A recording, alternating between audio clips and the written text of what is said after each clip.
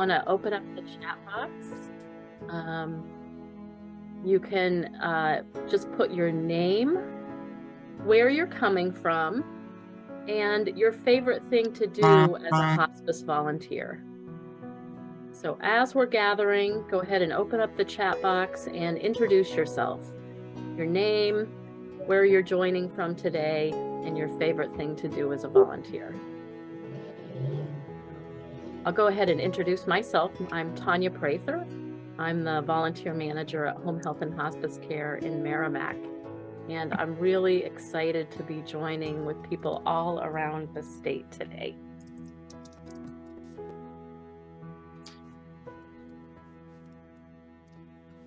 I'm John. I'm just watching videos pop up as all of you join, and it's exciting for me to see some faces that I've seen before and some new faces as well. So again, welcome today to our 2022 Volunteer Education Series. This is hosted by the Home Care Hospice and Palliative Care Alliance of New Hampshire. And there are several of your hospice volunteer coordinators from around the state who work on planning this event and creating content to be shared. So as we're allowing people to come into the room, I've just invited everyone to open up the chat box and go ahead and introduce yourself in that box. So put your name, put where you're coming from today, and a favorite thing that you love to do as a hospice volunteer. That will get us started.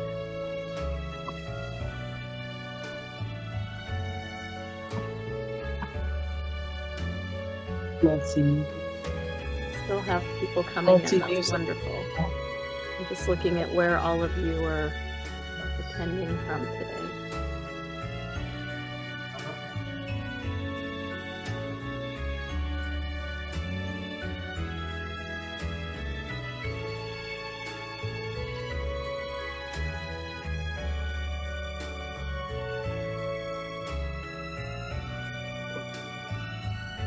All right, if you're just joining us, welcome. We're going to take just another minute or two because we still have new people coming in, which is wonderful. Love to see people coming in. So what we're doing is just sort of introducing ourselves in the chat box.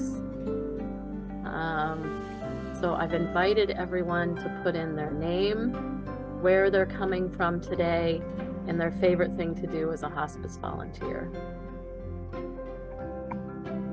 And already we all have over 50 people here today, which is wonderful, from all over the state.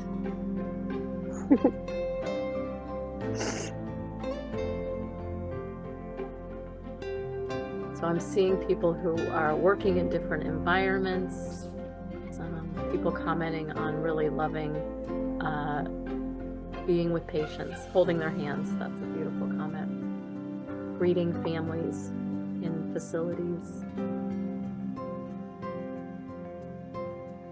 One of the nice things about this series is the opportunity to come together with others from around the state and to hear what other hospice volunteers are doing. So we used to do that in person, but over the last few years we've been doing it on Zoom. And it's still great to have this connection, to be able to meet other people, to be able to connect with people that we've met at events before, and to share. So there's always that commonality, but also the opportunity to learn and gather new skills. So we're a few minutes in, and I think that it's time to probably get started with our program. As you're coming in, if you haven't yet introduced yourself, go ahead and do that. Open up the chat box, put your name, where you're coming from, what your favorite thing to do is as a volunteer, and we're going to go ahead and get started. All right, so I think that's I want to welcome you today specifically to the theme that we've chosen for this year, and we'll be getting together for the next 3 weeks. So today next Wednesday and the following Wednesday from 10 to 12:30. And we'll be sharing content around meeting our patients and families where they're at. So as we gather together as hospice volunteer coordinators, that felt like a really juicy place to come together. So it has a lot of our core skills, but it also has opportunity to learn and grow more in that area. So I want to begin by introducing our first speaker today, Shellie Brook. Oh, actually, we need to do some Zoom. I'm sorry. I'm off track here already. Let me introduce Leslie from the Home Care Hospice and Palliative Care Alliance, and let's have Leslie just do a quick Zoom introduction for us. Okay, so can you all see my Zoom screen? It's a little Zoom. Leslie, you're on mute. I am? Shouldn't be. I'm not on mute. I can Cannot hear hear her. you. I can Okay. hear her. All right, cool. Oh, maybe, So Me too. maybe it's just my we'll volume. just go really quick. I know a lot of you have been on Zoom calls for the last 2 years, but for some of you, it might be new. So welcome. Zoom is a platform where we can meet remotely, but still see each other and feel like we're together. So the big thing is you have a Zoom dashboard. It might look like this. It might be on the bottom. It's got to share your screen. It's got a video. I want you to pay particular attention to this mute button. Because there are going to be about 100 of us on over the course of the 3 weeks, we do need the people to stay on mute. A little bit of noise can make a real distraction for our speakers as we go. So if I put you on mute, don't take it personally, but we just need to kind of keep the background noise to a minimum. And if you can, turn your cameras on, especially for breakout sessions. It's really helpful for us to be able to see each other and interact. It makes it a more personal experience, even though we are separated. Let's see what else. When you did, Tanya did mention that chat panel. If you click on the bubble that's a chat, you should be able to type in, and if you need me, I'm Leslie. You can find me right away. You can send a direct message right to me and I can help you get sorted out if you need it. Now, this is kind of a high end. So in case you're interested, there are 2 different ways to look at people. You can either have it as a gallery view, which shows, this is actually a gallery view, which, like tic-tac-toe boards, or you can do a speaker view. So the person who's speaking will be big and the slides will be small. So on a desktop, which most of you are probably on, you can switch between both. On a tablet, you might have to scroll back and forth. And on a smartphone, you just swipe the whole thing and it'll make it bigger or littler and you'll be able to see people. I can go into more detail on that, but it's really not that interesting. So what about, this is a good size event. I do ask that you be tolerant of our volunteers and our speakers. We are all in this technological, I don't know, Zoom meta universe together, and sometimes things creep up or get stuck. I have a couple of different people sharing their screen, so if I lose Comcast connection, we won't lose the meeting altogether. That happened last year. But so if you get stuck in a breakout room, we can move back and forth. Just come back to me, Leslie, and I will be pinned probably toward the top. And you can just private message me and I'll help you out. Okay, so I'm gonna let Tanya go back to her introduction, and I'll actually stop sharing my screen. All right. There you go. Right. So I'll introduce our first speaker for the day. Shellie Brook is a chaplain on our team here at Home Health and Hospice Care in Merrimack. She's a Princeton theological graduate and has been in church ministry for 10 years and a hospice chaplain for 5 years. Shellie dives deeply into grief, faith support, and pastoral counseling. And if you like what you hear today, you can find more of Shellie's blessings and writings on our new Butterflies and Buffaloes podcast on Anchor.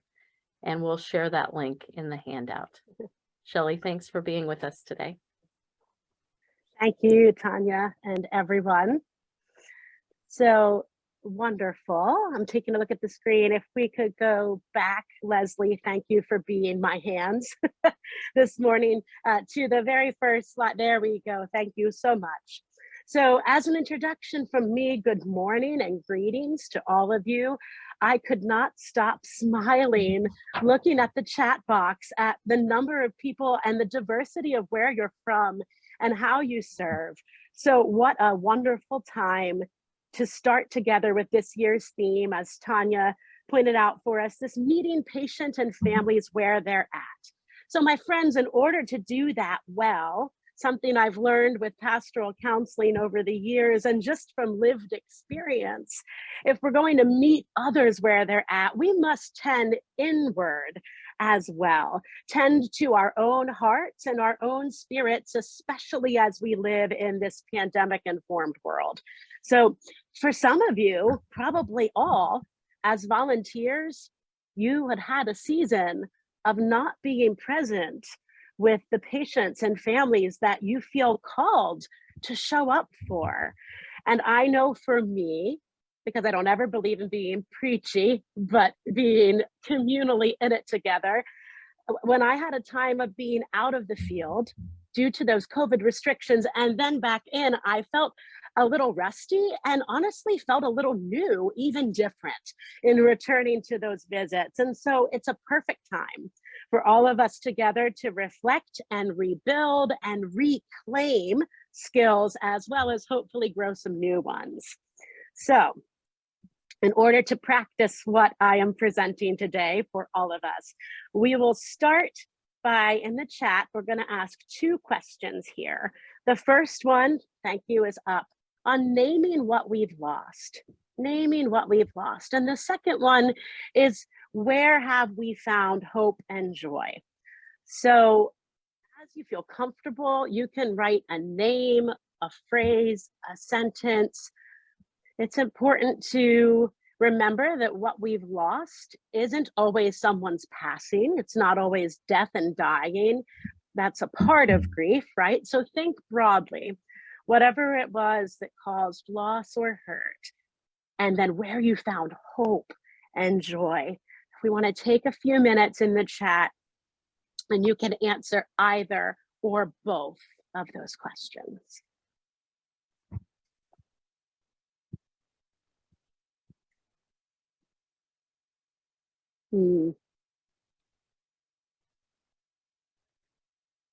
Yeah.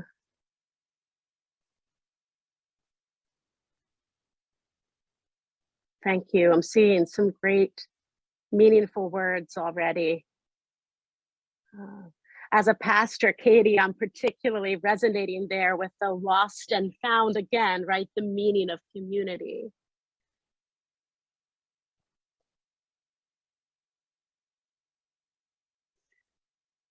Someone lost the need to feel obligation. Hallelujah and amen to that one. He'll set you free. Shellie, I'm going to invite you to actually say out loud some of what you're sure saying, just because Thank that you, will Tanya. show up later in the audio recording. Yeah, let me voice that for us, give voice to the wonderful words you're sharing. This theme of losing contact with staff, families, and patients is coming up here. Feelings of isolation, particularly among the elderly. And as I mentioned there from Katie, lost and finding again, lost and found the meaning of community. This is really thought-provoking too, where this person found hope is knowing it was temporary. Found new ways to communicate. Loss of communication again here, I see. The loss of a wife and gaining hope and joy with Jesus. Yes, and how our faith narratives do impact our hope and joy.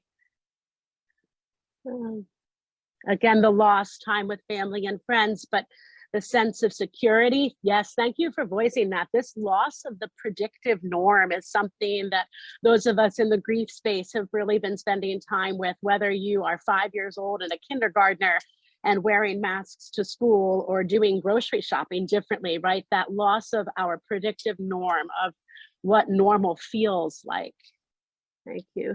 I see again here hope found in their spiritual life and finding hope in the quiet, peaceful woods around my house. Yes, pointing to how we connect through nature. Oh, I'm a musician, so I appreciate this one. We have loss as music on the great bass recorder, but again, in learning that the cello is possible for music in a small space. So being creative and nimble, losing, giving a hug, losing, just again, that sense of connection, finding hope in solitude and reconnecting with my inner quiet self, reprioritizing what is important and adaptive work environments, and loss of daily contact with a friend who's in a nursing home. Yeah. Oh, a loss of the many stories I would hear. Yeah, and then Tanya raises for us a little more freedom and flexibility in this new Zoom-enabled world. Yeah. And another person giving voice to finding how to be creative and find themselves again.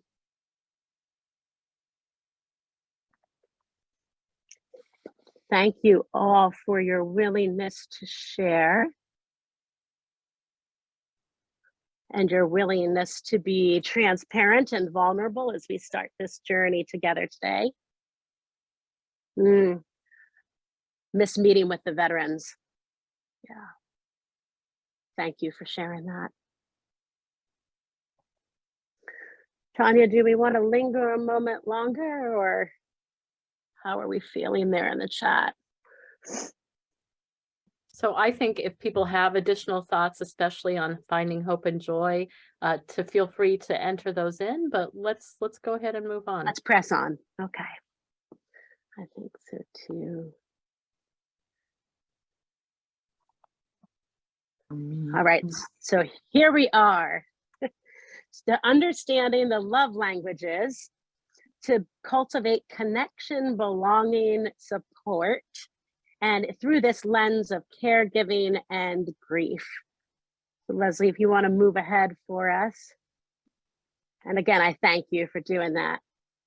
But before I list those love languages, and we've given voice to this already, so well done to everyone, but the grief isn't just for death. And if you take just a moment on that screen and look at those 7 things that are not about death and dying, but that may also be sources of grief for you and for the patients and families we serve in this pandemic-informed world.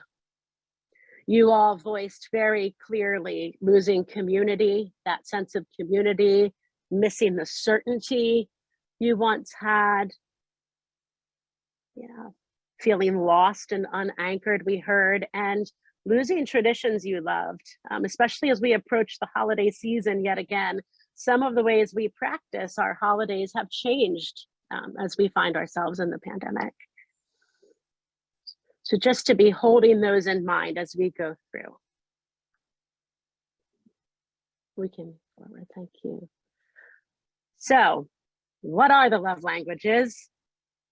How can they help us meet others where they're at? And why talk about the love languages here in hospice and end-of-life care? We'll take a look at those questions as we move through today.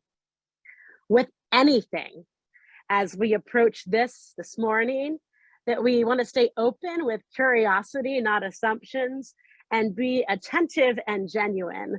And for me, as a pastor, as a writer, that applies to ourselves. We were talking about this at the office and preparing for our time, that sometimes we're willing to give a lot of openness and curiosity to other people when we're meeting those patients and families, but we don't always apply that inward.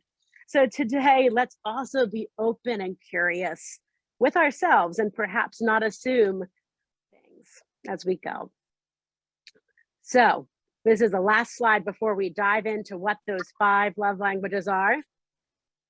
And as we do through each one, be thinking, this is a framing question for us. What does showing up mean?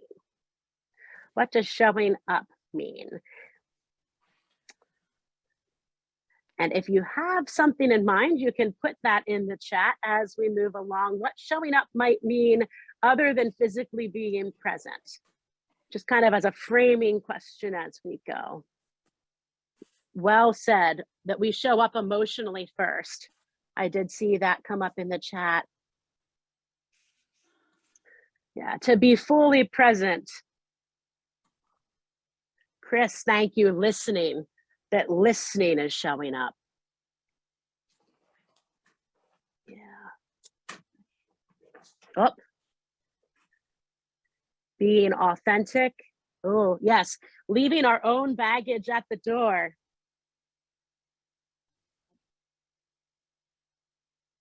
I'm seeing more language here about being open, to have an open heart, to be present each moment. Yeah. Quiet and open to others' experiences. Yeah. Quiet and open. Thank you all. And I do think we will see each of those things you just raised for us present in these love languages. Yes, I'm seeing again presence and just being. I will probably talk more today and this time with all of you than I would in my visits combined, right? We show up and we be present. We choose to be present and not do the grocery list in our head or think about the kids' Uber schedules as we're sitting with patients and their families. Yeah. Showing up prepared to be nowhere else. Prepared to be nowhere else. Yeah. So Leslie, can you move for us? Thank you. So you may have heard of these before. And as we look at them, consider again with that same openness and curiosity, which resonates the most with you. If you have a partner or a spouse, you'll probably begin to think about how these love languages work in that relationship. And for those of you with children and grandchildren, different kids and grandkids have different ways they connect. So as we move through together, thinking with a lens of our hospice work as well as our personal stories.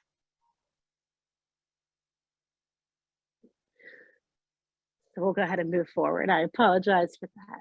Quality time. Now, these 5 love languages are based on a book by a man named Gary Chapman. I should raise that for us today. If you want to see even more of this fleshed out, you can pick up his book, as well as there's a website too, where you can take your own test for love languages to find out where you fall if today's session doesn't give you enough insight. And I apologize, that is the pediatrician trying to call on my tablet and I am ignoring it. So if it's causing some glitching, it should stop in a second. There we go. So here's what quality time can look like. This is the biggest one, is put our phones away and turn the TV off. People who are really driven by quality time as most important, eye contact. Eye contact. No interruptions or interrupting. And using phrases that validate, like, what I'm hearing you say is. So speaking back that person's story gives them affirmation that we really are fully present and being very attentive. So if we were to summarize quality time as one of these love languages, that undistracted time is how to connect and show support. And we can move forward. words of affirmation. And some of these may be familiar to you or may seem self-explanatory, but we want to paint a picture of how we can really apply this when we're being present. We can go forward. Words of affirmation has changed during a pandemic-informed world because it's no longer just handwritten notes, which are so important. I know for me personally, handwritten notes speak volumes to my heart. And recently had a colleague do that on a tough day, and I still carry that card with me.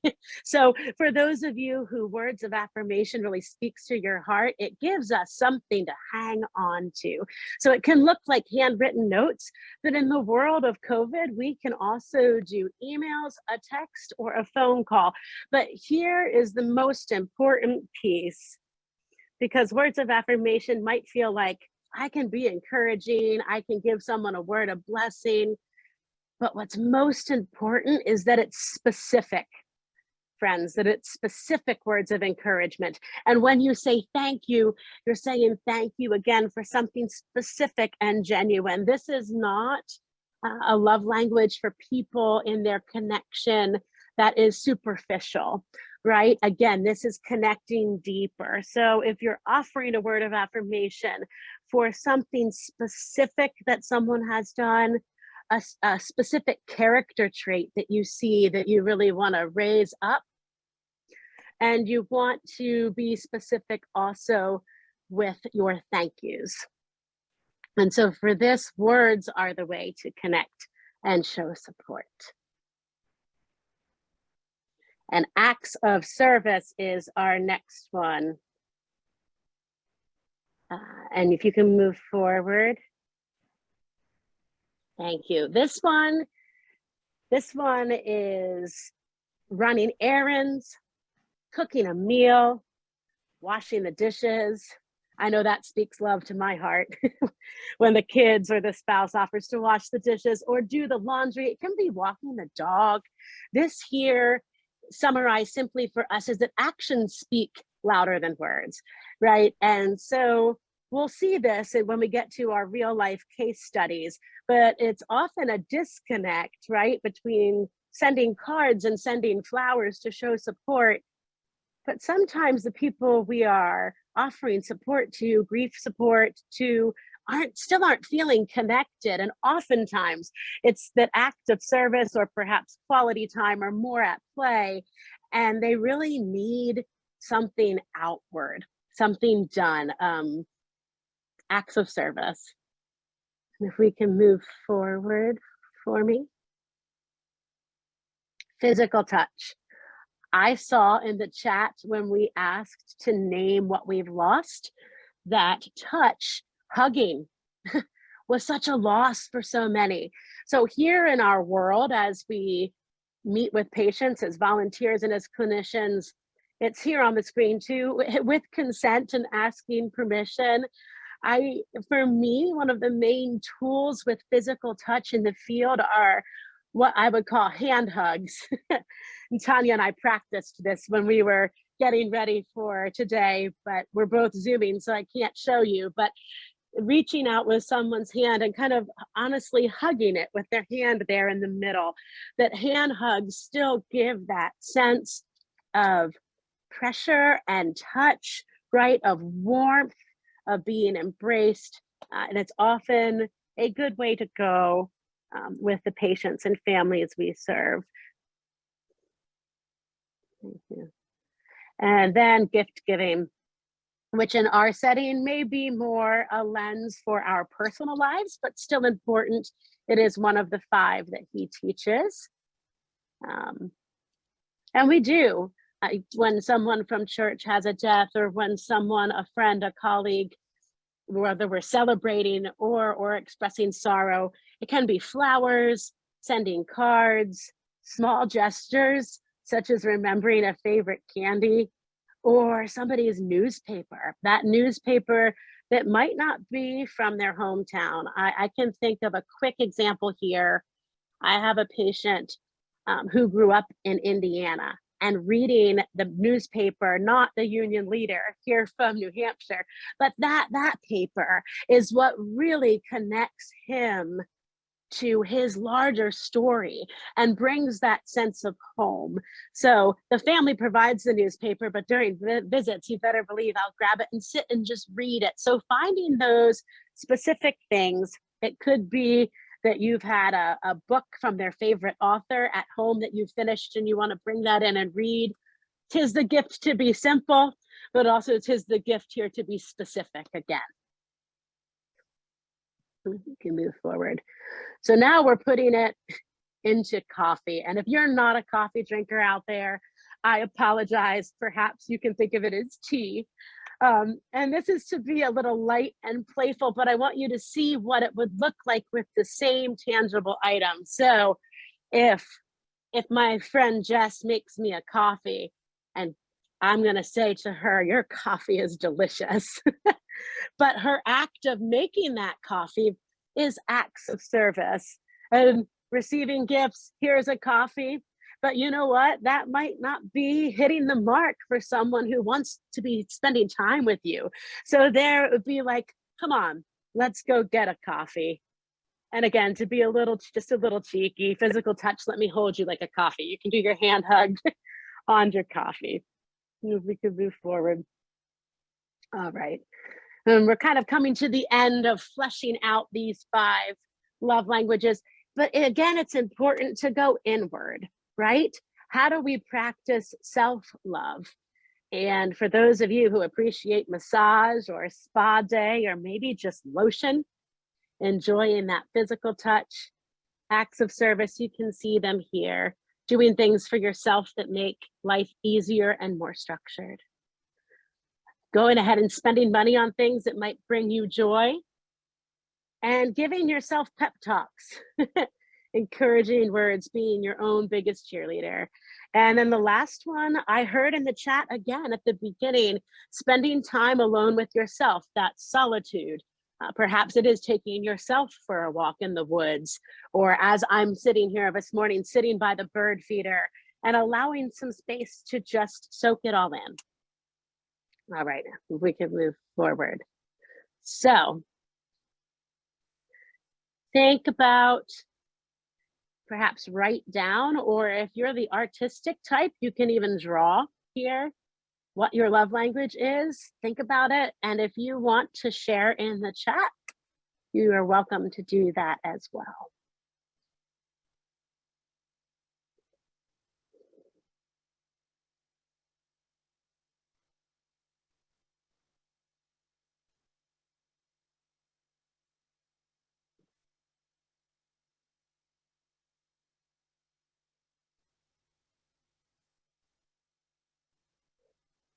And while we're paused, now is also a time to put questions in the chat too. I will check in with the chat as we move through together. So I'll be keeping an eye on that too.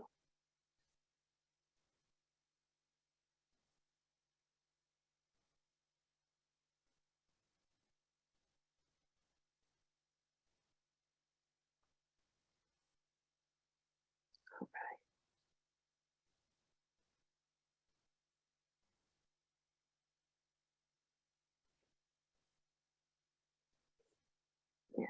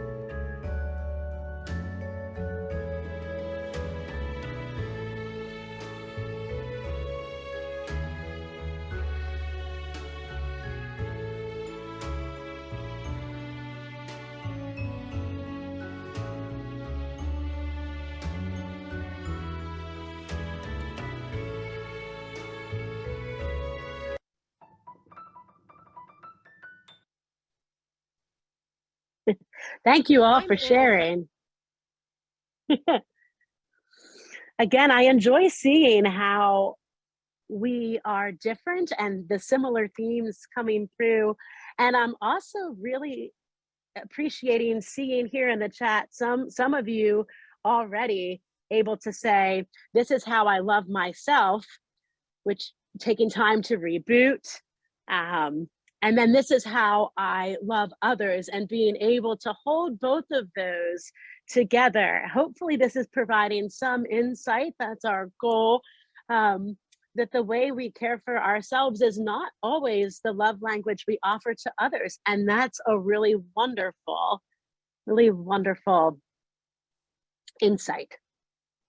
So Tanya, do you think we're ready to move to case studies? All right. Oh, and Tanya's asking for thought-provoking questions in there as well. Do they always match up? Yeah. And Leslie, if we can go to the next one. Oops. Oh, I apologize. I was supposed to have that up for you when we were talking, but here we go with the first case study. So these are based on real life experiences. I will read it aloud for the recording. Tanya, do we want to do that? Yes, okay. Great. And then participate in the chat, right? As for insights, great. I'm just making sure we're tracking together. Okay.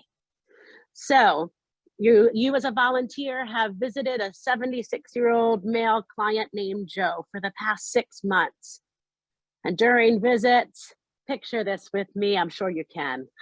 He sits in his favorite recliner and he speaks of how he spent most of his time at work as a truck driver, away from his 3 kids. He loved them so much and he wanted to ensure they had more than he could have ever dreamed of.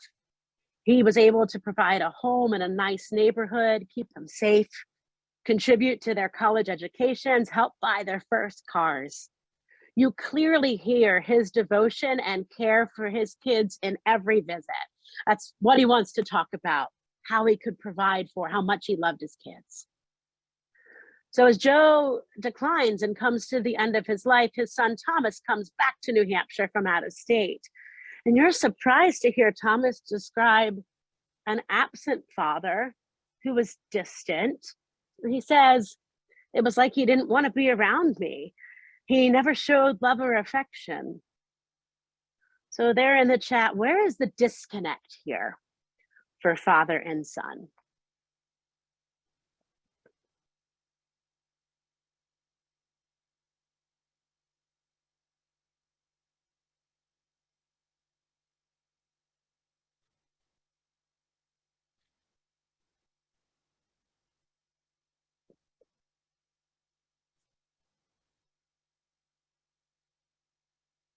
Communication, I see.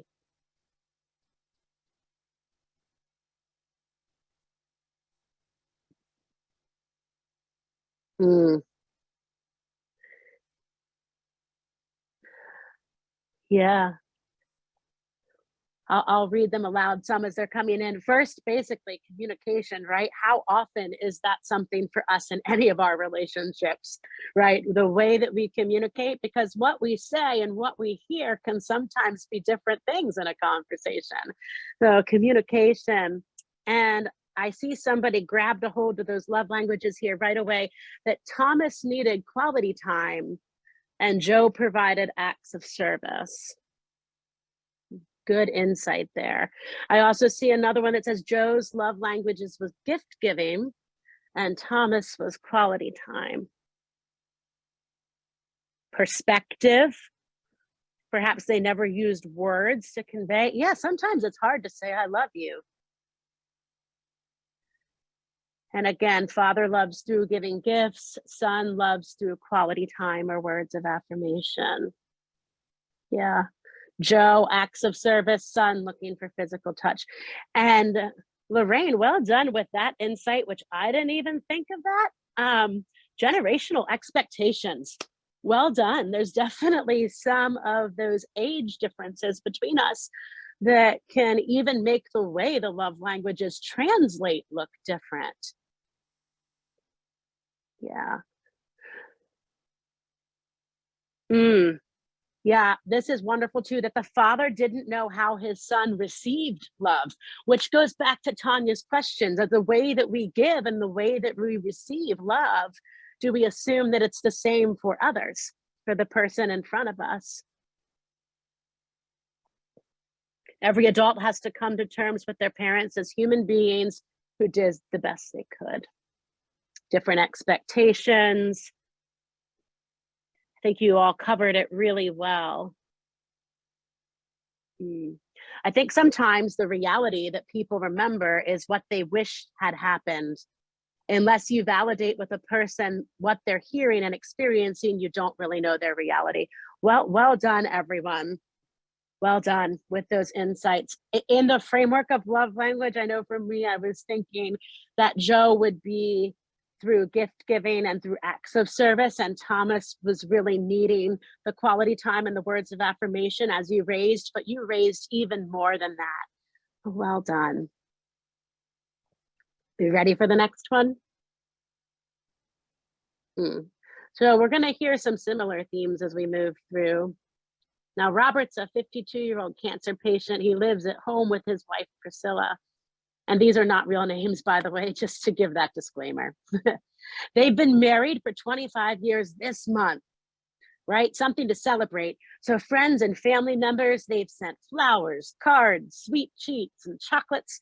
Priscilla says to you when you visit, "It feels so wonderful to see how many people remember us and care for us." Later that same visit, you're sitting alone with Robert, and he says to you, "No one's come by to see me for a while. I've got my wife here, and that's great, but even the kids seem to be too busy. And if we're being honest, we don't know how much time I've got left." So the same question for us here. What are those love languages at play? Where are we missing and hitting the mark with Robert and Priscilla?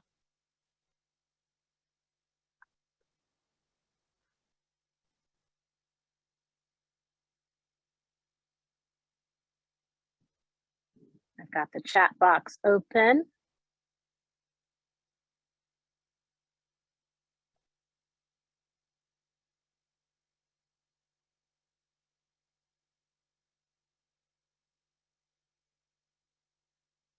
Yep, coming in strong here with Priscilla gift giving and acts of service, and Robert really needing again that quality time.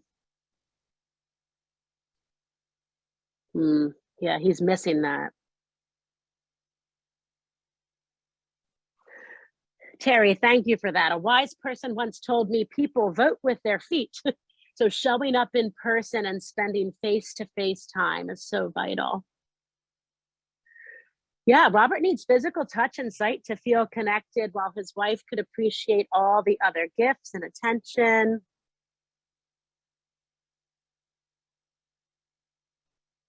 Yeah, thank you for that, Tanya. This is a real life scenario where one partner felt so affirmed and seen and loved, and the other, if anything, it felt more disconnected. Like, you're going to send me a card, but you can't physically be here.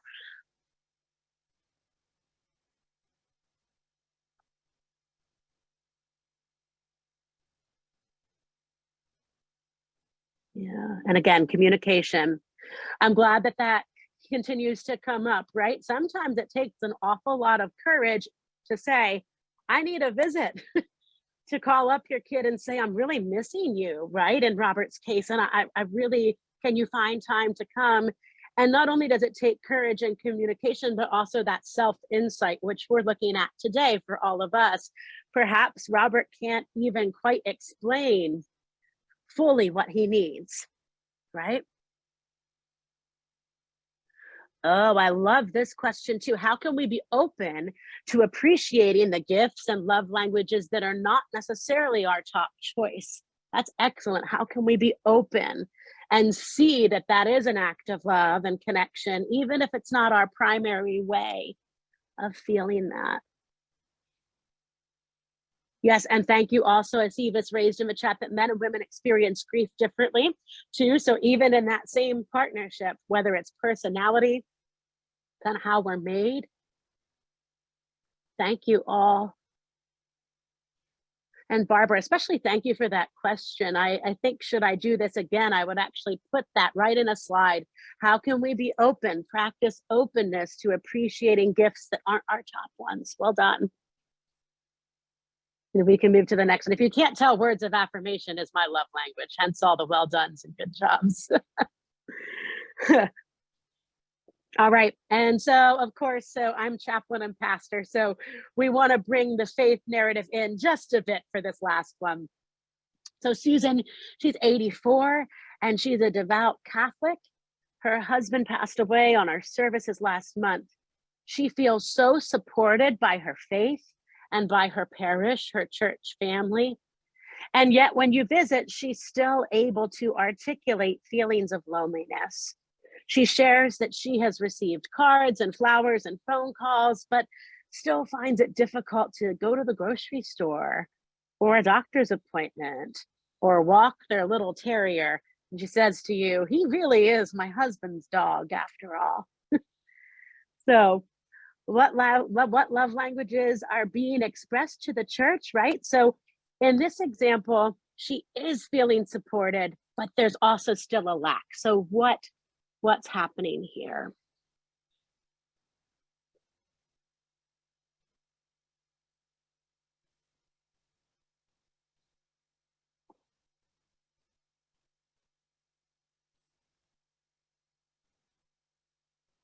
I've got the chat open for us.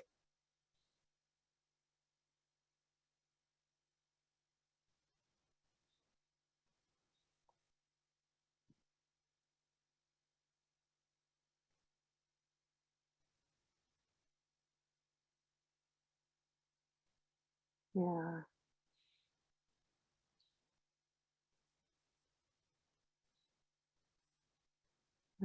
Thank you. Wonderful already. And I love this language here from Joanne that Susan needs acts of service to help her transition to a different way to live. That is a beautiful point, that our love languages aren't always static either, right? They're fluid and they can change based on our grief process, based on our seasons of life. So thank you for that. I'm seeing that the church is doing a good job with gift giving and acts of service, but she's missing that quality time. I'm also seeing physical touch. Yeah, perhaps physical presence. Yeah, physical presence. And just perhaps maybe somebody to walk her husband's dog too. Yeah.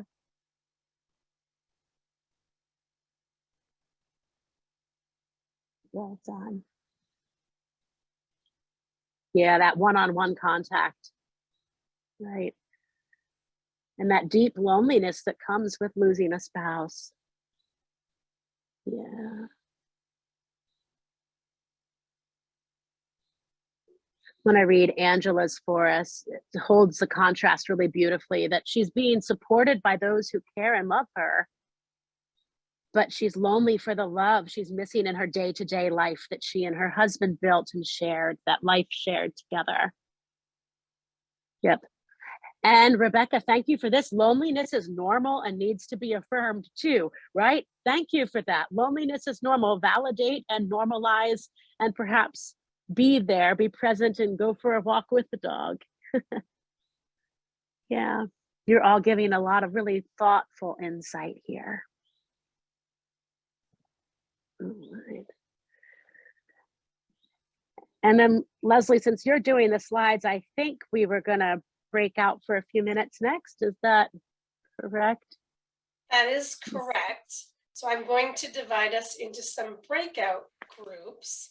And what that will mean is the platform will automatically disperse you into little groups. You'll want to make sure your microphone is on and your camera is on. If you have trouble, I will try and stay in the main session, although I think it's going to put me in a group too. So that's just how it's set up. So, but you can send me a message and I can help you if anything happens. So this takes about 10 seconds, 20 seconds to divide all up. And after we're done our conversation, I will put a 1 minute timer on the clock, and then we'll come back together. Leslie, How long? I was going to look to Tanya for that, and I do want to give them the topic, which I forgot to say. Yeah. What are your real life examples now, friends, all of you, your lived experiences, either with hospice patients and families or in your own life? Kind of what are some other real life case studies, if you will, around this theme? So that's our topic. And Tanya, I defer to you for time. For how long? Leslie, I think let's take about 12 minutes and then a minute to, like a warning to wrap it up and come back together. Got it. So just to be clear, everyone, this is your opportunity to, sort of look at how these manifest in your own lives, whether that's your personal life or your hospice experiences in the way that you relate to patients or in what you see in the family dynamics of the people that you're visiting. Have you seen these kinds of examples in your own life? And then also maybe to think about, having this framework or having this perception of being able to see these. Now that you can see them, how does that become a tool in your toolbox as a volunteer? Mm-hmm. Thank you for remembering the second question, Tanya. It takes the team. All right, here we go. You as well, so let's make sure you're.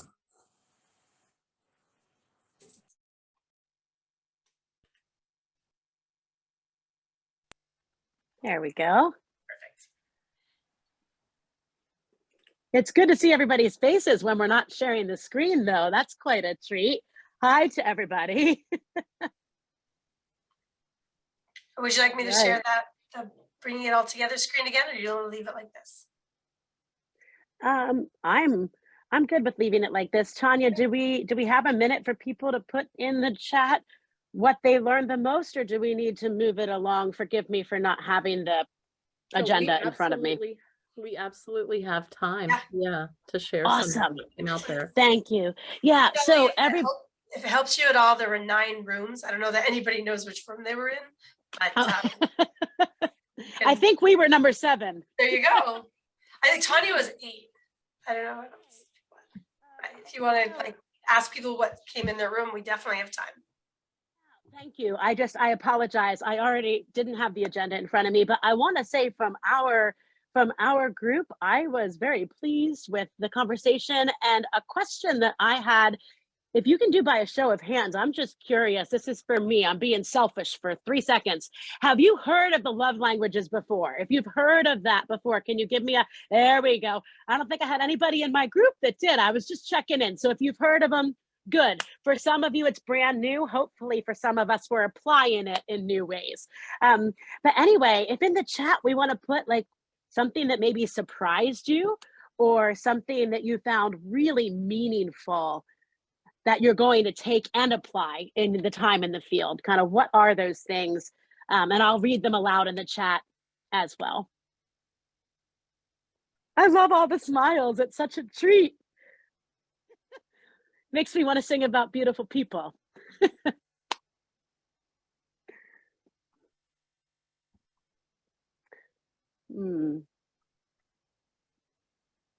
Yeah. Don, I want to thank you for voicing that. People are uncomfortable to be around someone who's suffering for any long length of time. Yeah.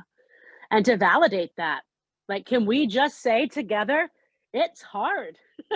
Whether you're a clinician or a volunteer, bearing witness to someone suffering is hard. And we had shared in our group, we do this work with a lot of feeling because we in fact do care. And so we need to tend that in ourselves. Yeah, let me see here.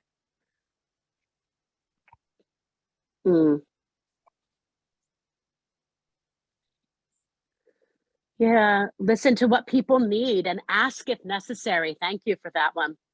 Ask. Because it might be just a little bit less scary for the patient or their loved one, the client or their loved one to say, this is what I need if you ask them, right? Because it takes a lot of courage to say, I appreciate those cards, but I really need you to come over here and just hold my hand for a bit, right? It's hard for us to say those things. Here, I'm just checking in the chat again. I was familiar with the love languages, but had not thought of applying it outside of my family, and will do that now. Well, that's wonderful to hear. Oop. And yeah, we learn how to be effective in helping people with grief after we suffer it ourselves. Yes, that empathy is really important in our work. Make sure what you are offering is what is needed by the other person. Listening and just being there, holding space and offering presence. Yeah, Rebecca's saying for us that from group 1, they talked about the need for touch. We did too, with all of the masks and social distancing and the pros and cons of gift giving. That sounds exciting. Elderly people don't like to see their friends in pain, knowing it could be them in the future. I love this one from Bronwyn. Love their dog too. Love their dog too. Hey, this is great insight too. Being aware of staying in the volunteer lane if crossing over into faith issues might be more of a chaplain conversation. And Eric wants us to remember that not only to listen, but to observe nonverbal ways people are communicating with us.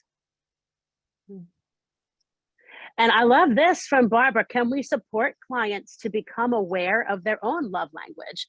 And again, we're seeing ask what they need or give them ways to love themselves. Barbara, yes. Perhaps tell them or show them what that self-love can look like.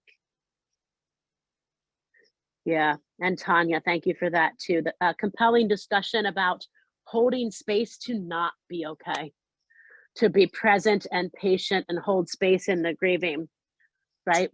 Like, we don't want to be quick to fix. It's kind of a phrase that I think of. That's not our role, everybody, right? We don't want to be quick to fix. We want to be present, and in kind of pastor language, again, that bearing witness, bearing witness.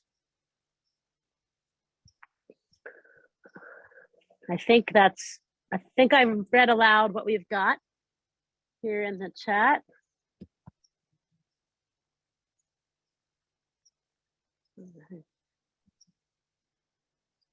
I just can't stop smiling looking at all the faces.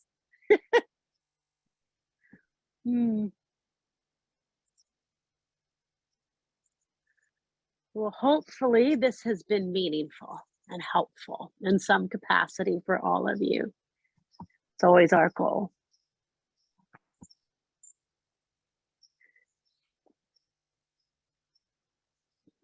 Tanya, are we at our closing blessing? I don't have the screen up because I'm looking at their faces instead.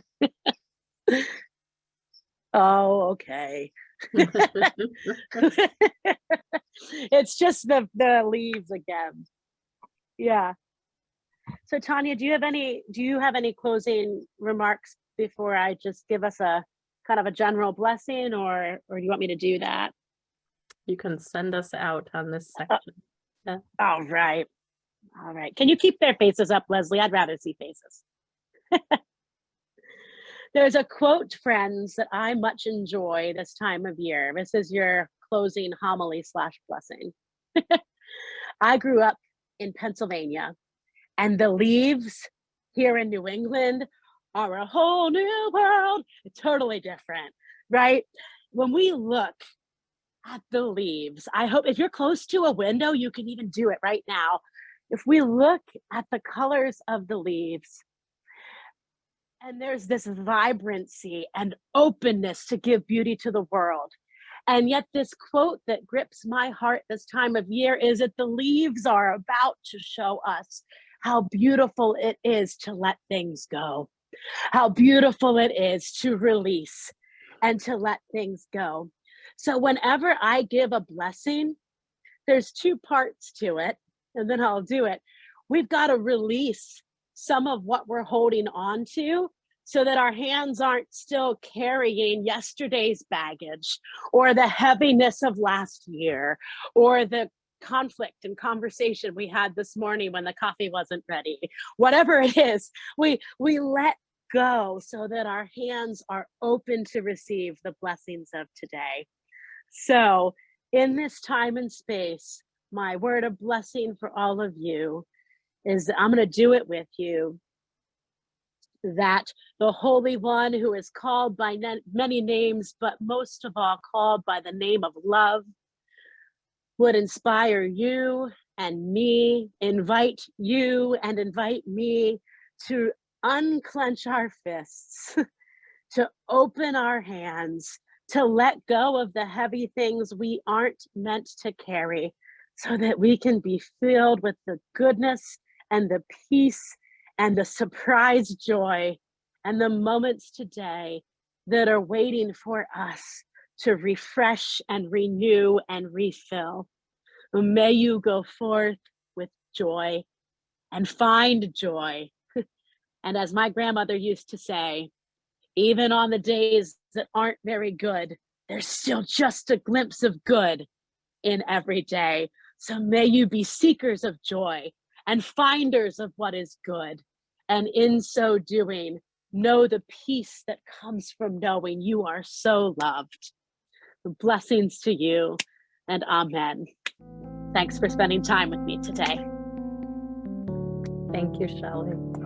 Yeah. And I see some thank yous in the chat as well. So I want to thank everyone, first of all, for just joining into that sort of opening conversation for our series, the very first look at meeting patients and families where they're at. This is such a great theme because we get to keep coming back to it from different lenses and different angles throughout our time together. So we are not anywhere near finished today. We have another great discussion to come, but we have just a couple minutes to take a stretch break. So I'm going to invite everyone to just take 5 minutes. We'll be back at 11:23. So just take 5 minutes, go to the restroom, grab your coffee, stretch, and then come back refreshed and ready to have our next conversation.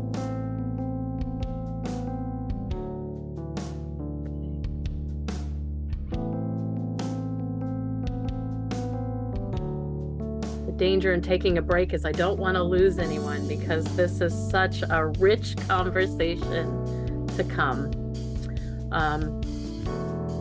I also just want to remind everyone that these sessions are being recorded, so they'll be available to you later. If you want to come back and revisit anything, you'll have that opportunity, and that link will be sent out afterwards by Leslie and some additional handouts as well. So the second part of our day is going to be looking at the challenge of stigmatized loss. And stigma happens in many different ways. So, we all come into contact with this in our lives in different ways. So the challenges of stigmatized loss and what happens when we don't meet people where they're at.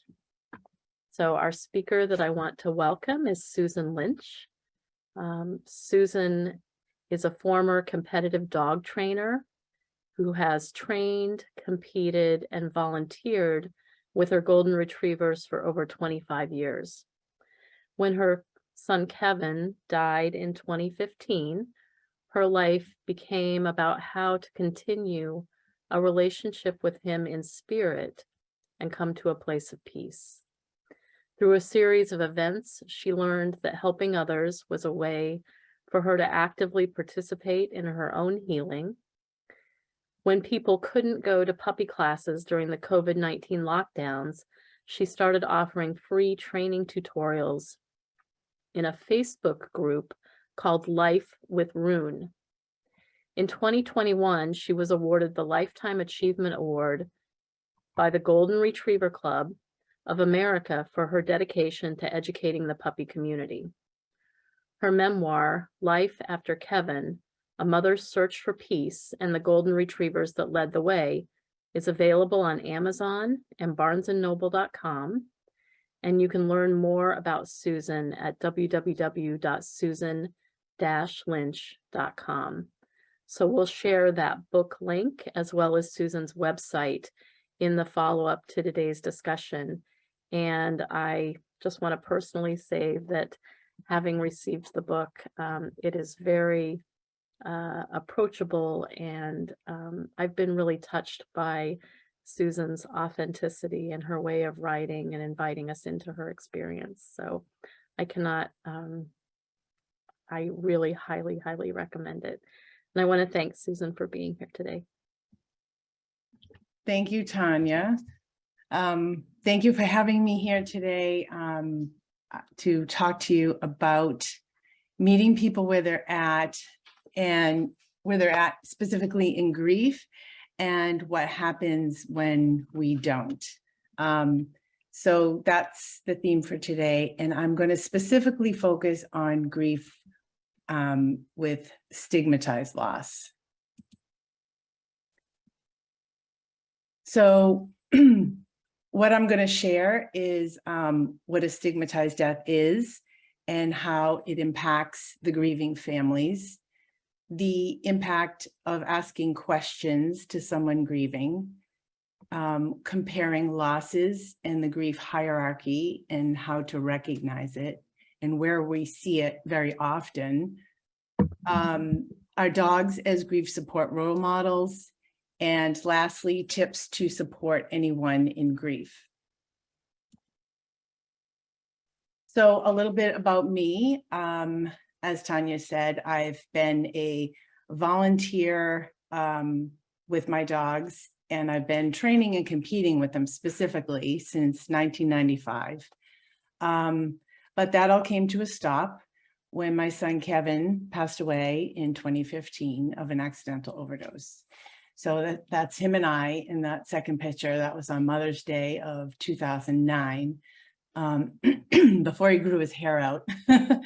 And so I have firsthand experience with stigma and grief.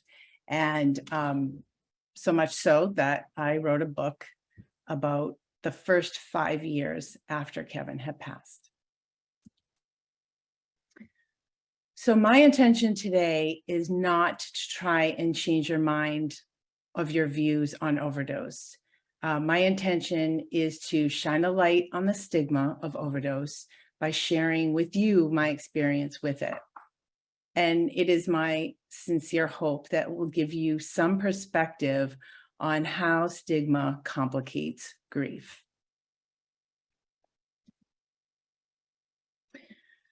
So what is a stigmatized death? I have few examples here. My experience again is with drug overdose. Stigma is defined as a mark of disgrace associated with a person, circumstance, or quality of the person. And grief is hard enough, but when you feel disgraced, it makes it harder to openly grieve. And when I was doing a little bit of recent research for overdose numbers, I looked up the CDC report, and the CDC reported that deaths by overdose reached 300 deaths per day in 2021. So if you assume that there's at least 5 people, which is pretty conservative, grieving each one of those deaths, we are at over 500,000 people directly affected by overdose just last year. So because I have suicide up here, I thought that I would research a few numbers with that.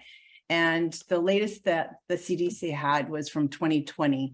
And they said that the suicide rate was at 1 death per every 11 minutes.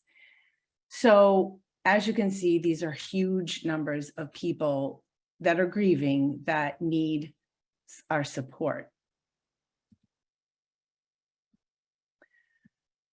So stigmatized loss leads to shame. Dr. Brene Brown, she is a researcher on shame and vulnerability, says that shame needs three things to thrive: secrecy, silence, and judgment. So shame is an emotion that almost always comes from judging our own circumstances. So we judge ourselves. And when we feel shame, we do what we can to hide it. So I felt shame in that I didn't measure up as a mom. Like I somehow wasn't a good mom because I didn't know that my son was doing these kinds of drugs and I didn't know what to do to stop him. So I felt that shame and that I couldn't provide for my son in that way. But I needed to process the very complicated emotions privately. And I, as a result, ended up keeping Kevin's cause of death a secret for 2 years. So that includes my family, my parents, my friends. So my husband and I were the only two that knew how he actually died, what the cause of death was. So silence, secrecy, and judgment were the three things that I was doing to feed my shame by keeping silent. So although the shame comes from within ourselves, when we're keeping it quiet from other people, we hear things, and that we hear things that feed our shame. So because people didn't know how Kevin died, they didn't know these kinds of comments were how they were affecting me specifically. And these were two things that were actually said to me. The first one was when I was at work and I had a coworker. He was telling me about how there was a famous singer who had recently passed away in the media. And he said, "Oh, did you hear about so-and-so that just died of an overdose?" And he had a well-known addiction problem. And he succumbed to an overdose. And he said to me, "Oh, well, one more drug addict off the street," kind of knocked his knuckles on my desk and walked away. Excuse me. And I thought, I can't say anything, and I stuffed it. And that's what we do. We just stuff it down, and it affirms all that shame that we were feeling initially. And the second one was we were talking in a group, and we were talking about how there is so much need for bereavement because of the opioid crisis. And this offhanded comment was made that family dinners would solve the opioid crisis. And I included this because it specifically points to the parents as to place the blame.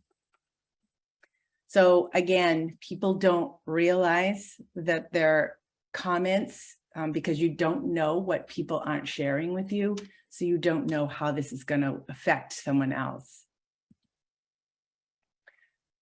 So David Kessler, who you may know, is one of the world's foremost experts in grief.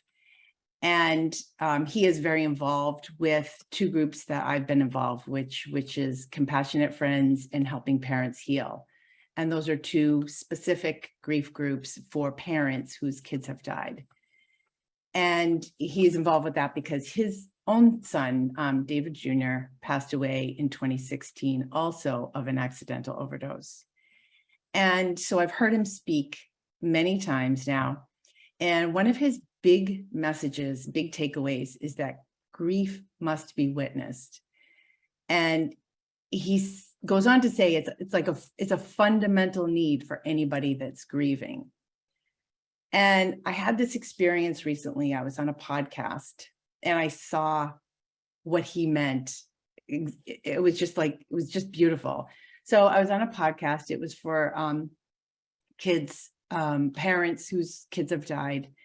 And there were men on the call. It was a live podcast, which is unusual because men don't often show up for support in grief. And this gentleman had called in and he was just sobbing. And he was explaining about how angry he had been for 20 years, that his wife and his son were killed 20 years prior. And he was always angry. But on this day, he was just uncontrollably crying and he couldn't explain why, like what the difference was. And he made a comment about the men being on the call, and it felt so good to be able to hear other men sharing their grief about their child. And I thought, his grief is finally being witnessed by who he needed, was other dads. So I thought that that was just a really interesting, because you don't normally see men show up, because like we were saying before, men and women do grieve differently. I mean, everybody grieves differently, but they don't tend to look for the support. So this man was having his grief witnessed by these other dads, which was very meaningful for him.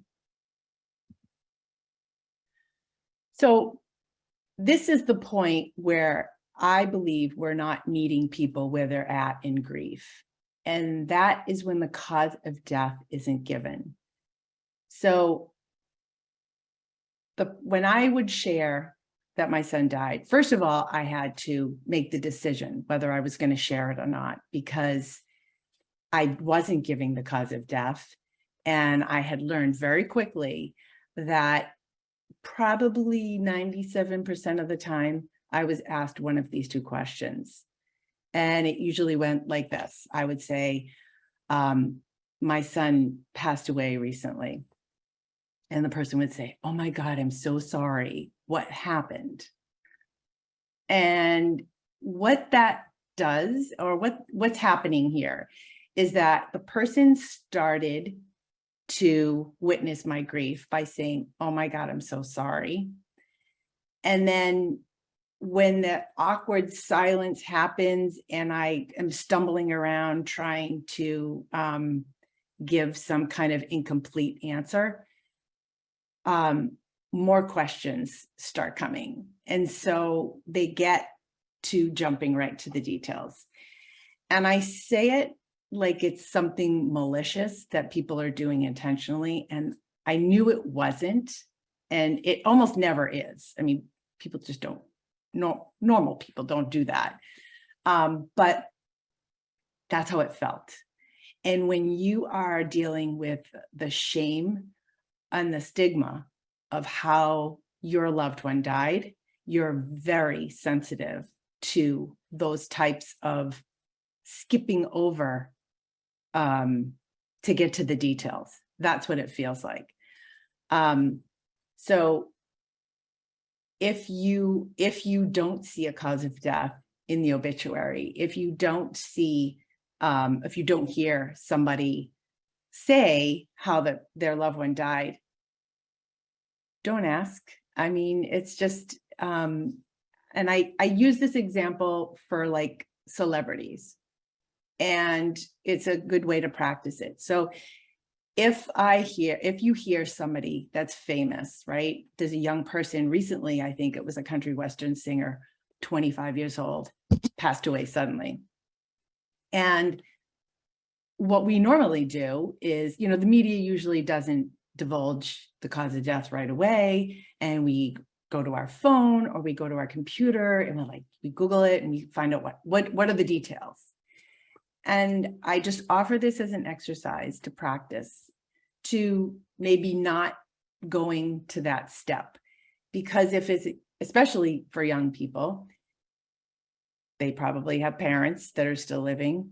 They probably have siblings, cousins, nieces, nephews, friends, and to stay mentally, just to stay with the family for a minute and think of them as grieving their loved one's loss. So it's a boundary that is a cue for us to remember. Because when we ask questions, what it does is immediately puts that person up for judgment.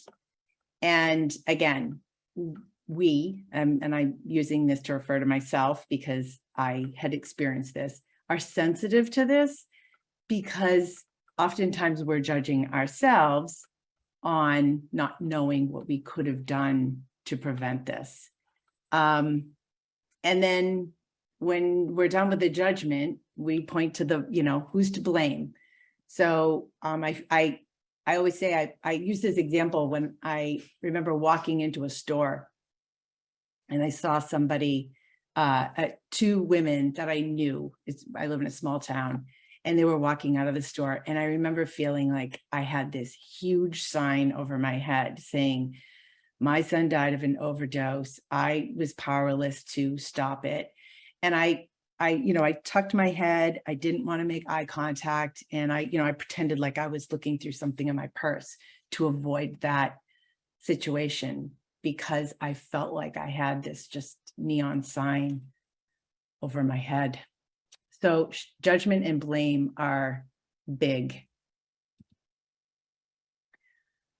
So I bring up this little visual here to talk about the grief hierarchy. And I call it that because I think that this is very tricky, okay? It's very tricky to navigate because we as humans, we categorize things all the time, right? What degree of good is it? What degree of bad is it? And, through deaths of no fault of their own would be cancer, killed in an accident, maybe a drunk driver. And then people that are specifically have a hand in how they die, even if it was an accident, such as drug use or suicide. So the middle range can be, like anywhere from swimming with sharks to not wearing a seatbelt. So that's kind of the middle range. And I noticed this grief hierarchy, again, oftentimes the person that's grieving is doing this to themselves. Okay, so I'm trying to bring awareness to what they might be thinking. So I noticed that when I was specifically in a grief group for parents who had lost a child, and you would think that because we all had the same outcome, everything was pretty, generally similar of the outcome, that this would be a level playing field and that we would get the same amount of sympathy. But I noticed that when we started going around and sharing our stories, our circumstances of the how, I started categorizing and comparing my circumstances to another parent's story. And as a result, I didn't share how specifically my son died. But I remember thinking, oh, that mom's daughter died in a car accident and it wasn't her fault. And my son died because he did drugs that night. So it was very disproportionate. And I felt that I didn't deserve as much sympathy as the other person. And so as a result, I didn't share as much and I was minimizing my own grief. So I would often be like, okay, well, who gets the most sympathy out of this group? And I actually wasn't, I'm thinking I can't be the only one that feels this way. And I had a friend that she was telling me that she didn't feel that she had the right to talk as much, and her child died by suicide. But the other person that was in the group who also had a suicide was their only child. So they deserved more time or sympathy. So I don't know how to solve this problem, but I want to talk about it because I want to create awareness around it.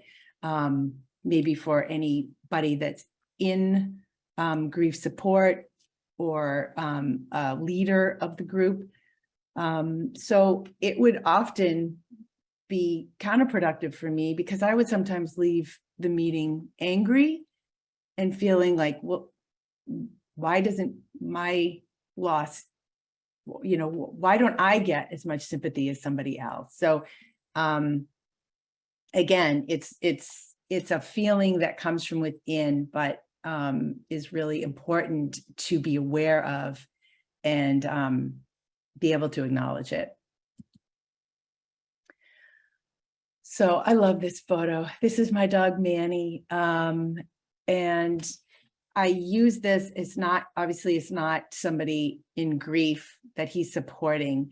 I had established a reading program in my town at our local library for kids to read to dogs because there's no judgment there. And you can see Manny is giving her exactly what she needs. He's got eye contact here.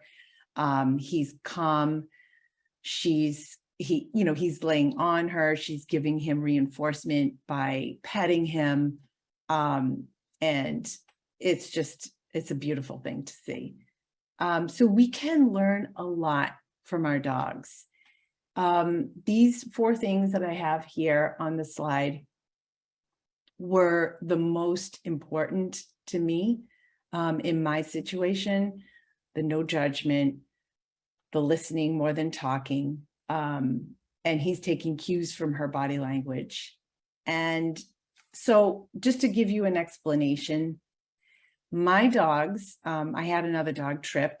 So Manny and Trip were, I was competing with them before Kevin died. I was traveling all over the country, and they were training 5 to 6 days a week. Plus they were getting 1-hour hikes every day. So they were athletes. They were very used to physical exercise every day, and a lot of it. So from the very first day when Kevin died, they shifted their energy. And that's what I refer to when I say they reflected my grief.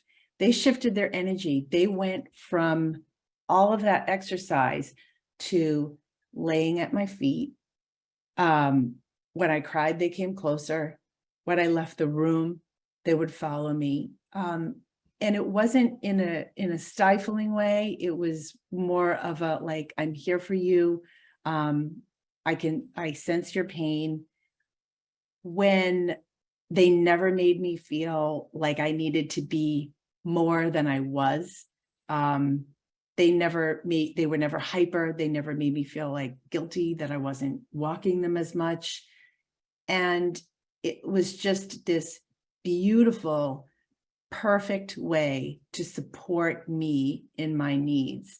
And I think that when we think about our animals, and I know we have a lot of dogs and pets, I've seen bunnies, cats in the bereavement program. And I think that there's so much to learn from them, specifically in these 4 ways here. And I go back to David Kessler when he says, your grief needs to be witnessed. My dogs didn't have any idea how long this was going to last, because the reality was their lives changed completely, and they were not fine. I wouldn't say they were fine with it, but they accepted it. And they were not, again, not pushing me to be more than I was. So, so I think that dogs are and animals in general are just an amazing resource for us to reflect and to tap into and what they're good at. So here we have a little breakdown of my likes and not likes. So again, prioritize non-judgmental listening. This goes back to the dog stuff. Follow the cues of someone grieving. If they're not showing you or telling you how their loved one died, respect that. They need that time. They need to do that internal work. And then react to the person accordingly. You know, they might be giving you cues for something else they might be interested in. A way to get them to be more open about, you know, to talk or maybe open up a little bit is to ask them about their loved one. Ask them about, a perfect opener is to ask to show you a picture. You know, and, oh, what was he doing? Maybe he was fishing, or maybe he had some hobbies, or those are the type of questions that are more welcome. You know, maybe about the personality if you didn't know the person. So don't assume you know how somebody feels. So I use the example of my husband and I. We were grieving the same person, and yet we were coming at it from two different places. So when we grieve, and we hear this all the time about grieving in our own way, everybody grieves differently. And I think that a big part of how we grieve is our past experiences, what we learned when we were growing up, what our personality is like, what our relationship was with that person, you know. So all of those things factor into how we're gonna grieve. So I was very open about sharing the spiritual connection that I had with Kevin, and my husband was not. And I wanted to go to support groups and talk about it, and he didn't. So don't assume you know what they're feeling, or just because of those past experiences. We talked about comparing your grief to somebody else. It almost always minimizes your own pain or their own pain. If you say, oh, well, I know how you feel because my grandparent died. Not the same. I could say, I know how you feel if your son died, but that's really not true. I mean, I know the depth of your pain, but I don't know the specifics of it. So just be aware of that. Of course, if there's one thing I want you to remember is not to ask the cause of death, no matter what. If it's not offered, don't ask. If they want you to know, they will tell you. And you'll find, I think, that people that have a death that wasn't a fault of their own, such as a physical illness or an accident that wasn't caused by them, they will offer it because they, you know, it's natural, because they want that sympathy. And so that's the difference between the two. And never respond to somebody with at least. Just, I would suggest you wipe that from your vocabulary. I mean, I could come up with things that I can say now. At least Kevin didn't die in my home. At least we had a good relationship. But those are things that I've done the internal work, and I've come to those as pearls to be grateful for. But if somebody else said them to me, it would be like a platitude. It would be not, it would be minimizing. Like, you should look on the bright side, which is really never welcome in grief, especially early grief. And then, yeah, so and then questions about the person, which we talked about. Okay, so some helpful suggestions would be to share a favorite memory. If you knew the person, I would get cards, sympathy cards, And I took all of the sympathy cards that had a personal story about Kevin, and I kept them in a separate place.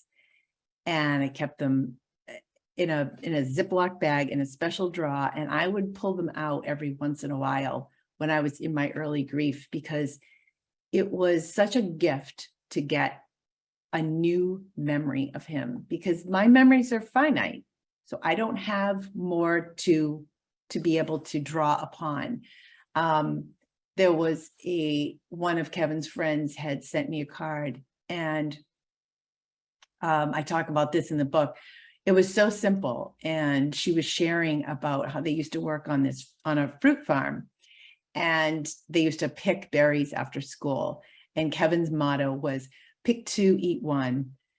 And she said it always made them laugh, and they ate more berries than they ever picked. And it was just such a nice, I could, picture in my mind that whole scene happening. And although it did make me cry, I was so grateful that she shared that with me. So sharing a favorite memory in writing, you can say it verbally, but it's really nice to be able to look back on those memories if you want to. So writing is really a great way, a great gift to give someone. And the second thing is say their name. They're not going to be able to hear their name as often as they would if they were still living. So I like to, again, this goes back to sharing a specific memory. I'll never forget the time when, Joey did this, and we had so much fun at the beach or whatever it is. Specifics is really important, and saying their name. And lastly, don't rule out sharing a humorous story, especially if the person was funny, the deceased was funny. And of course, this has to be done, you have to be able to read the cues and read the situation. But I'll share a story from the wake, Kevin's wake. My living son was off. He was sitting by himself. He was having a really hard time. My husband and I were in the line, and, I don't know if you call that a receiving line. I think that's a wedding term, but I don't know what else to call it. So we were, receiving condolences from the people that were coming to the wake. So there was a huge line.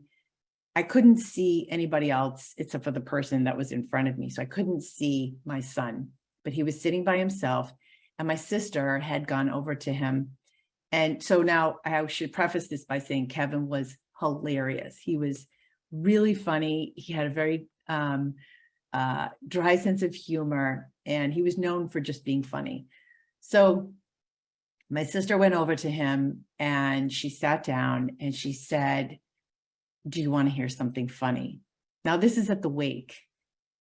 And he just looked at her and was like, thinking, what could possibly be funny on this day? And she kept going. She said, "I was poking around Kevin's Facebook page, and I hit the about section, and it said, 'I'm kind of a big deal.'" And my son started cracking up laughing. I mean, like loud laughing. He just burst out laughing. And I remember being at the wake and hearing him laugh. I heard, because I recognized his voice. And I remember thinking, I bet someone just told him something funny that Kevin did, a funny story about Kevin. And, I wouldn't know the details of that until I think it was just like last year, she told me. And I thought, oh my God, I'm so glad that somebody had the courage to be able to say something to him, to give him that moment of levity at such a difficult time. So again, you have to make sure that, it's appropriate and you're picking your right time, but don't rule it out is my suggestion, because humor can be such a welcome gift during grief. So, well, I know this is a heavy topic. I know you guys can handle it because you're in hospice. And I think that this is a really important conversation to be having, because I think that knowing about stigma and knowing about how it affects the family helps us better support the 500,000 plus people that need us last year. And we'll be able to, support them better. And because ultimately it's the person in grief that needs to do the inner work to be able to heal. But when we listen without judgment, we're working with them to be able to help them in a way that is helpful and not hurtful. And that in that sense, we're meeting them where they're at. So I hope this was helpful, and I would pass it along to Tanya or Leslie to see if there are any questions. I could stop sharing my screen, I think. Thank you, Susan. It did stop sharing. Okay, So we're great. back to where we can see each other. I just want to point out a couple things that came up in the chat during the conversation. Someone saying very powerful message, Susan, not about questioning, but about being with, capital WITH, with the Mhm. person in their grief. Someone else that they learned at a wonderful memorial service for a young man who died in a fall, and it was unclear if it was accidental or a drug issue or suicide, although those seemed unlikely. But the pastor in that service clearly noted that the cause didn't matter. I love it. That it was the grief that we were there Yes. to witness and to comfort. Beautiful, beautiful. That's And perfect. since then, that person has been more careful in their focus, that it doesn't matter how, that it's painful regardless of the cause. Yes, Yeah. definitely. Someone else commenting that with COVID too, that there's been so much judgment about people's sicknesses and death. So, you Yeah. gave us an incredibly compelling example, but I guess people are seeing that this resonates in other ways too, that Oh, I think shame that, and all of this comes up in many situations. yeah, I think that was, one of the, to vaccinate, not to vaccinate the person that died. And I heard that often. Mhm. That would be the first question they would ask. Well, did they vaccinate? I mean, it goes back to, people that have lung cancer. My dad was recently diagnosed with lung cancer, and I get asked, did he smoke? Was he a smoker? It's like, does that mean he should, he deserved it? I mean, so stigma comes up in a lot of other ways. My experience, like I said, is accidental overdose. So, but it's, back in the 80s, it was AIDS, 80s and 90s, it was AIDS. It was, so it's, there's a lot of it out there. And I think that awareness and these kinds of discussions are so important.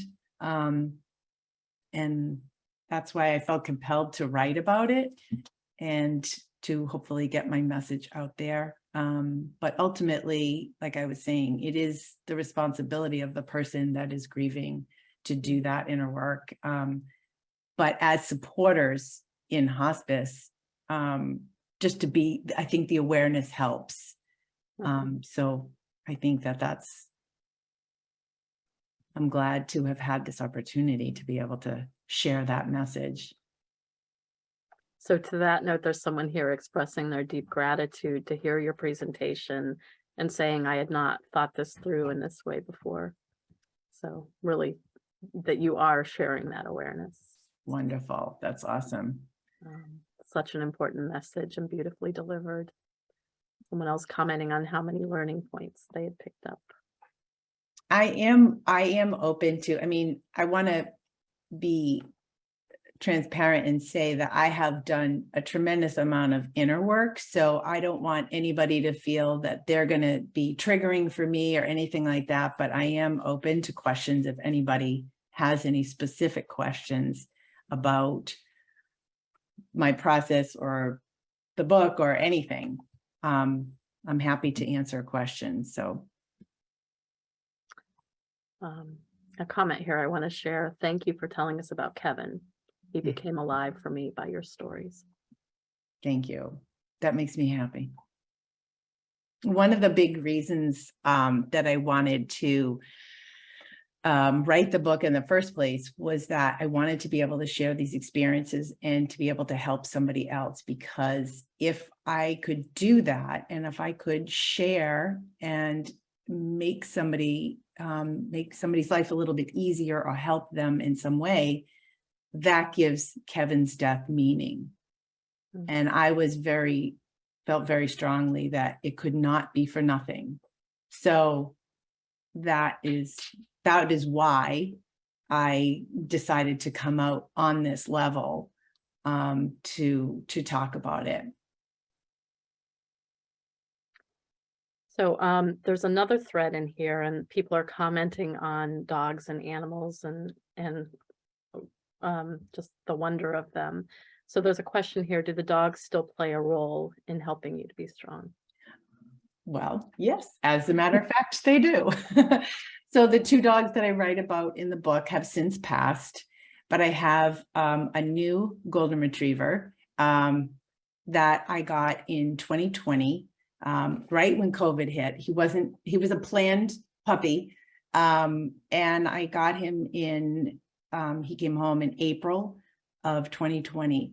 And because I knew from all of my experience with training that this was going to be a generation of dogs that were going to have potential issues, and people couldn't get to classes because of lockdowns. So I decided to start a Facebook group called Life with Rune. And I was going to document what I was doing with my own puppy and offer it out there for people to follow along. And I ended up putting it in a social learning group so I could store all of the videos and tutorials that I was doing. So if you got a puppy 5 years from now, you could come in to my group and be able to start at 8 weeks old and see what I did for training and socializing. And while that's the practical part of making sure your dog gets to his full potential, there's also that element of creating that bond, because what I wanted to be able to give people was the ability to have that kind of relationship, anybody to have that kind of relationship with their dog, so they could get them through the hard stuff. So that ended up being my purpose in a lot of ways, to help through puppy education and to be able to give that away. So I'm very proud of that. And it has been super helpful in my healing. And I also have another puppy. I got another puppy since then. His name is Ripple, and he's a beagle. So I'm totally went off brand.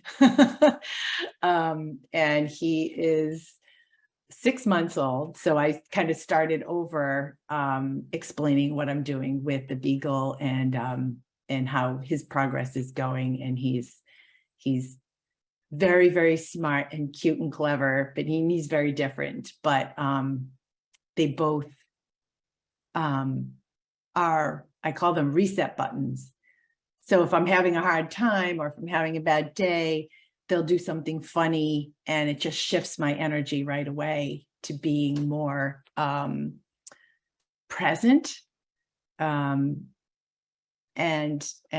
always adds humor to my day.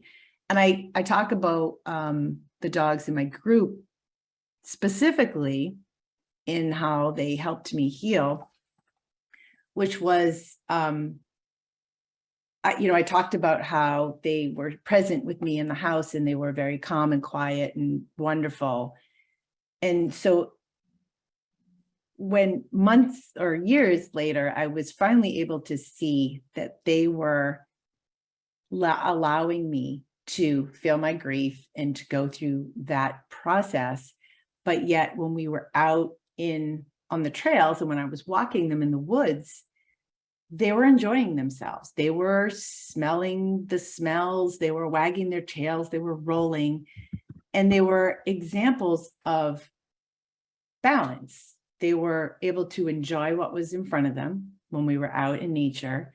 And then when I was in the house, they were like, okay, we're going to be with you in your grief.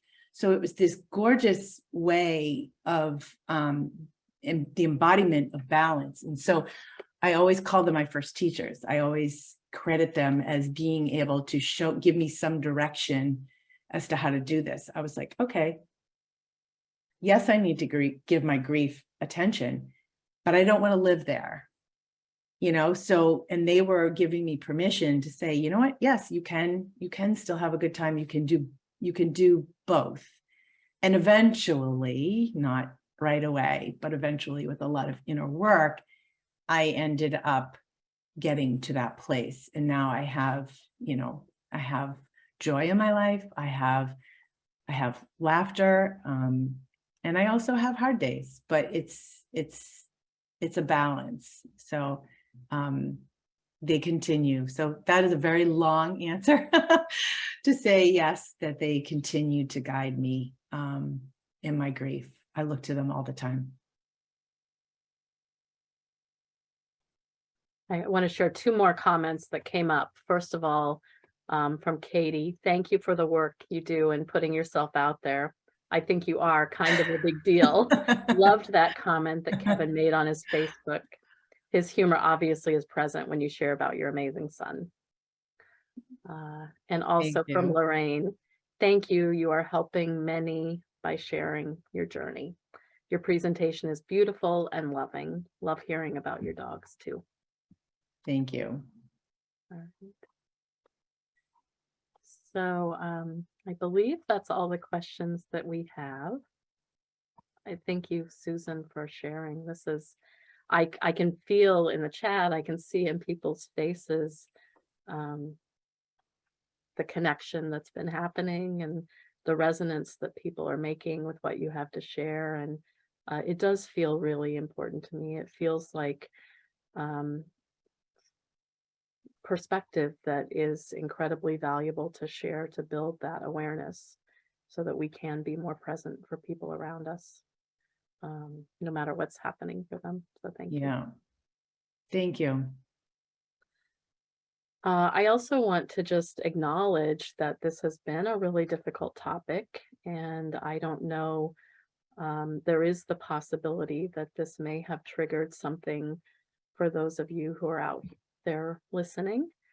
If you've had experiences in your own life that somehow cross threads. So if this has triggered anything that's difficult, to make sure that you find a place to reach out and explore that, whether that's with your volunteer coordinator or with someone from the bereavement group of your hospice, or whether it's someone in your personal life, a trusted friend or a pastor or someone. So I just really want to make sure that if we've opened anything up that is triggering something difficult in your own life, to reach out and get support you need. I want to, as we're wrapping up here in a little bit, Susan, you brought up Brene Brown. And love her. She is such a fabulous resource. So we're going to share this 3-minute video as just kind of a follow-on resource, which is Brene Brown talking about empathy.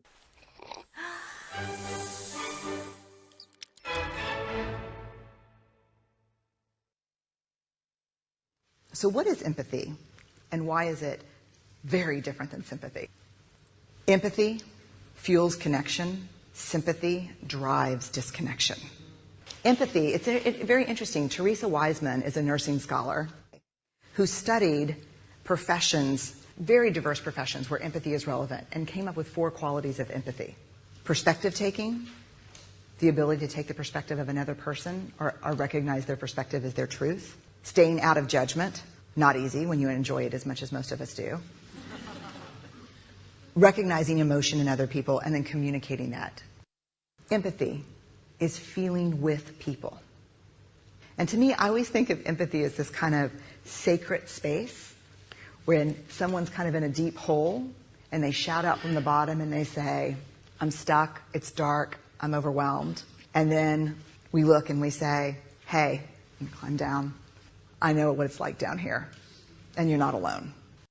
Sympathy is, ooh, it's bad, no, you want a sandwich?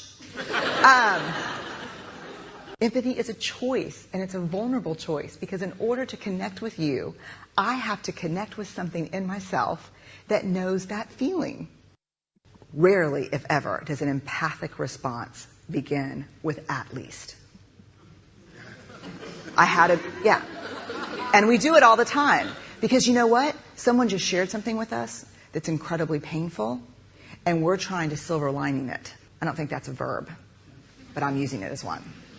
We're trying to put the silver lining around it. So, I had a miscarriage. Oh, at least you know you can get pregnant. I think my marriage is falling apart. At least you have a marriage. John's getting kicked out of school. At least Sarah is an A student. But one of the things we do sometimes in the face of very difficult conversations is we try to make things better. If I share something with you that's very difficult, I'd rather you say, I don't even know what to say right now, I'm just so glad you told me. Because the truth is, rarely can a response make something better. What makes something better is connection.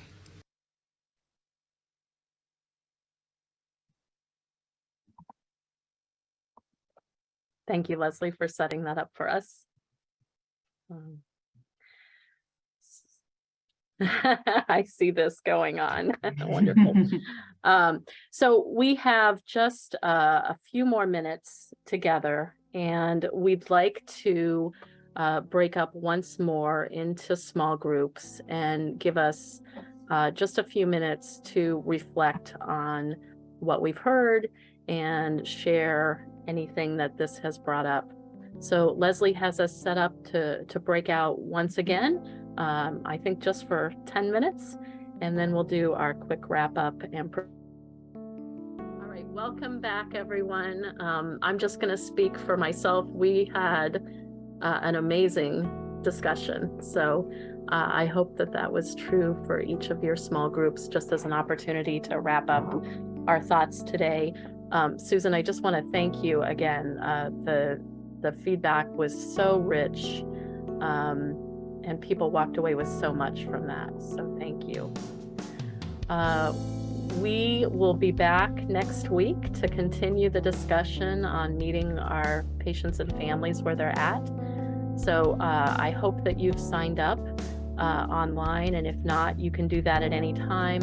Also, just a reminder that if you're not available to participate in person next week or the week after, that if you sign up, you will receive the email with the links and the follow-up attachments afterwards. So even if you can't be here in person, you can still benefit from the content, which is one of the great pieces of doing this on Zoom.